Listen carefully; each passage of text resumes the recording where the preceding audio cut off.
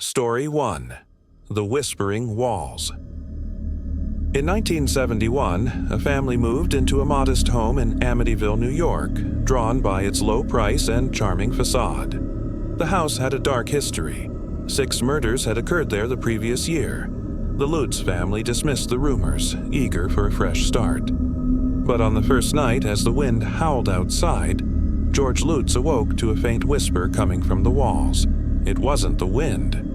The words were indistinct, like a conversation just out of earshot, but they grew louder each night.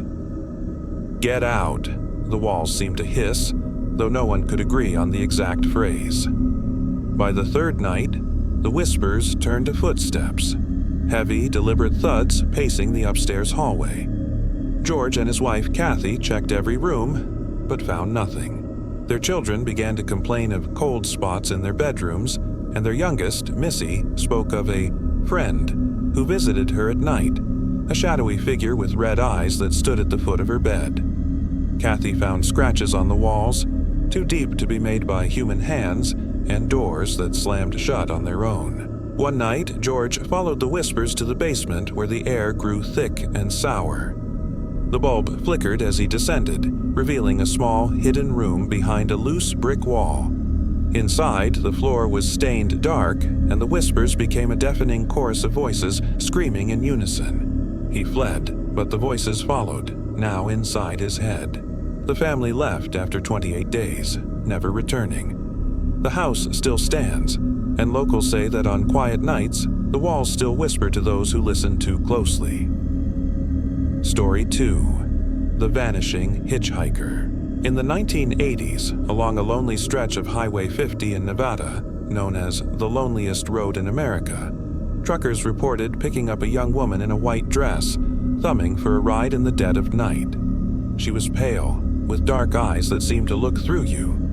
One driver, Tom, picked her up on a moonless night in 1987. She said her name was Sarah and asked to be dropped off at a gas station 20 miles ahead.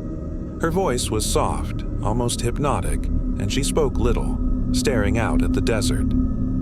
Tom tried to make conversation, but Sarah only smiled faintly, her hands folded tightly in her lap. When they reached the gas station, it was closed, shrouded in darkness. Tom turned to ask where she wanted to go next, but the passenger seat was empty.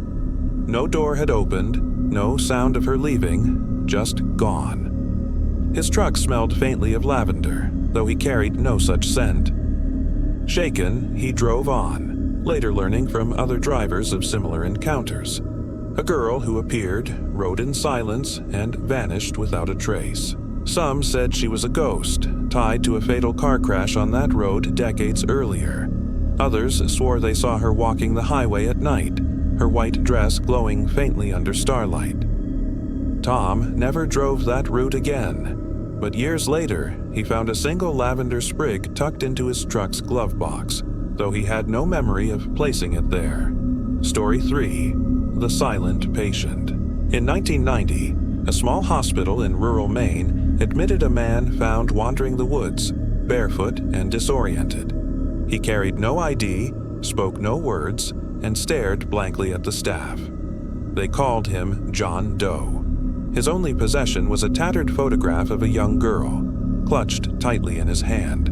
The nurses noticed his eyes followed them, unblinking, and his presence seemed to dim the fluorescent lights in his room. Machines near him malfunctioned, their screens flickering with static. Nurse Emily took a special interest, trying to coax him into speaking, but he remained silent. One night, during a late shift, she heard a low hum coming from his room. Peering inside, she saw John sitting upright, the photograph glowing faintly in his hands.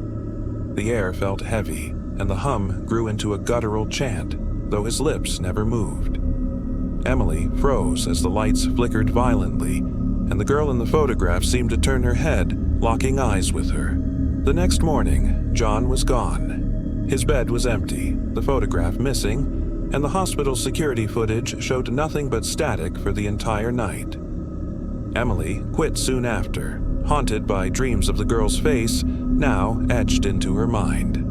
Years later, she learned of others who'd seen a silent man in the woods, always holding the same photograph, always vanishing before dawn.